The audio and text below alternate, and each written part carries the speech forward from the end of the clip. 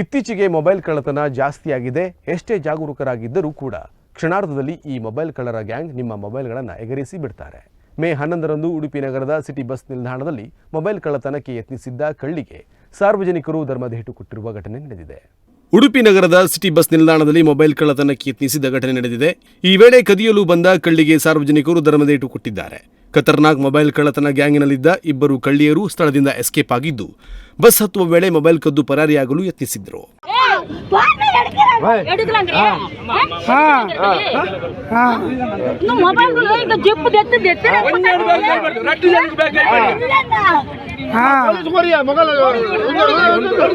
Phone ಮಾಡಿದ್ರಾ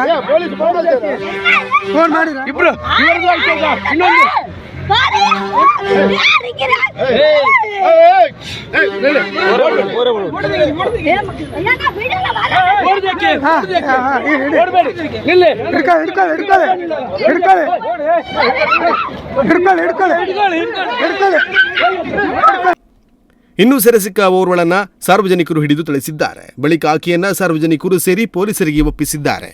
ಈ ಕುರಿತು ಉಡುಪಿ ನಗರ ಪೊಲೀಸ್ ಠಾಣಾ ವ್ಯಾಪ್ತಿಯಲ್ಲಿ ಪ್ರಕರಣ ದಾಖಲಾಗಿದೆ.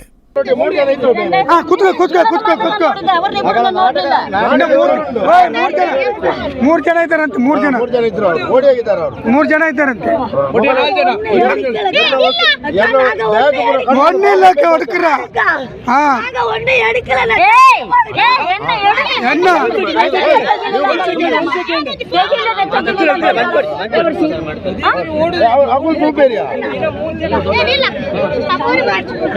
ಒಂದು ಬ್ಯಾಗ್ ಕೈ ಹಾಕಿದಲ್ಲ, ಇಬ್ರು ಬ್ಯಾಗ್ ಕೈ ಹಾಕಿದ್ರು. ಈ ಸುಮ್ಮನೆ ಇನ್ನೊಬ್ರು ಹಾಕಿದ್ದಾರೆ. ನಟಿಕಿದ ಬೇಡ, ಬಿಟ್ಟು ನಟಿಕಿದ ಬೇಡ. ಇದು ಬಂಡೆ ಏನಿತ್ತು ಪೂರ ಬಂಡೆ